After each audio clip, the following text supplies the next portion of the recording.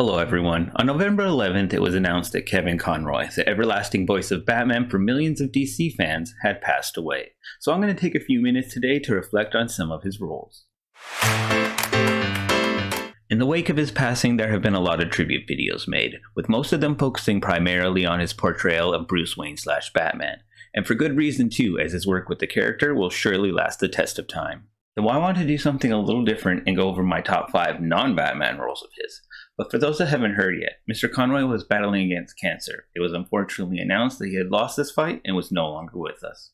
Some people weren't aware that Kevin had been openly gay and married for years, so even though we like to joke about the sexuality of Adam West's Batman, the undisputed voice of Bats actually was gay. And I've read in a couple places that he was the first openly gay actor to portray a major superhero, but I haven't really been able to confirm if that's actually true or not. But enough of the backstory. We're here to see other pieces of work on his resume, so let's get into my top 5 non-Batman acting roles by Kevin Conroy.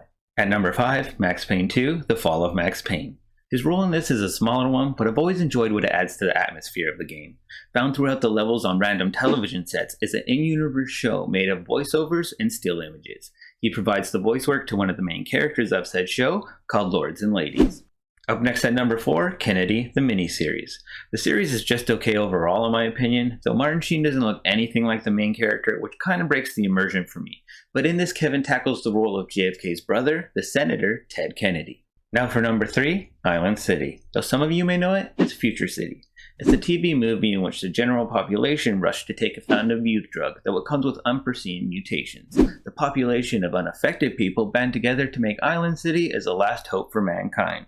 And in this, Mr. Conroy plays the leader of a group in charge of protecting humanity from these mutated subjects. On to number 2 with Rachel Gunn, Registered Nurse. It's a corny medical comedy that takes place in a Nebraskan hospital and centered around the title nurse. Kevin's role in this is as the doctor, David Dunkel, a self-absorbed jerk that's absolutely hilarious to me.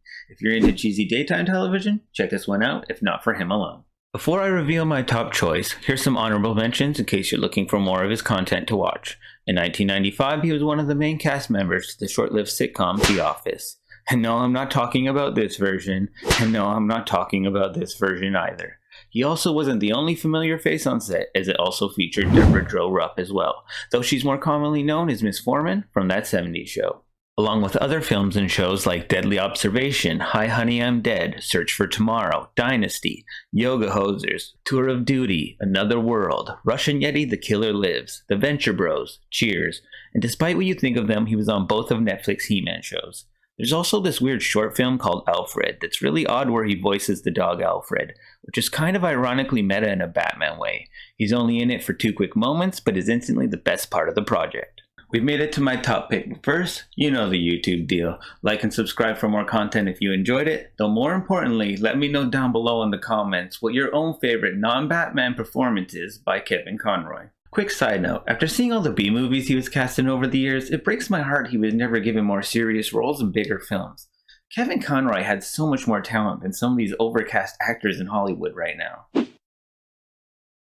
And without further ado, number 1, Face of Fear. It's a made-for-TV movie produced by CBS back in 1990 that's an adaptation of a Dean Koontz novel of the same name. Just listen to this plot. A killer traps an unarmed police detective and her husband, a former mountaineer with psychic powers, inside a Manhattan office building. That's awesome! It starts off with a scene that's way more ominous today than it was when it was initially released back in 1990. As they show some opening credits on screen, the camera does a helicopter flyby view of the New York City skyline at night.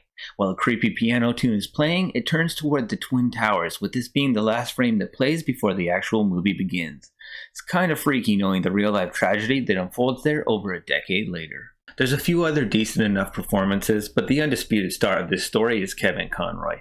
He steals every moment he's on screen, and on his own is the reason you should see this if you're a fan of his. This isn't some deep thriller on the levels of Seven, The Usual Suspects, or something like Zodiac. But if you know what you're getting into and have some friends to watch and laugh with, I'm more than sure you can have a good enough time based solely off Conroy's work alone. If you want to see some clips from the different roles I've talked about today, I'll include links down below in the description for everything. And the 2 TV movies I mentioned in Island City and Face of Fear are available completely free on YouTube in full right now. So if you want to see these films yourself, go ahead and check my description for the links to find them on YouTube. Now a quick recap of my top 5 non-Batman roles by the late great Kevin Conroy. At 5, we have Max Payne 2, followed at number 4 by Kennedy. Next up at 3, Island City. On to 2 with Rachel Gunn, Registered Nurse. And last but most certainly not least, my number 1 is Face of Fear. All things being said, his true legacy will obviously lie with Batman and the work he did with that character. And like many of you, my favorite of them all is Mask of the Phantasm. The movie's so dark yet so beautiful. I just love it so much. Thanks for the memories, Mr. Conroy. May thee rest in peace. If you enjoyed this video, you can click here for my previous review. Thanks for watching.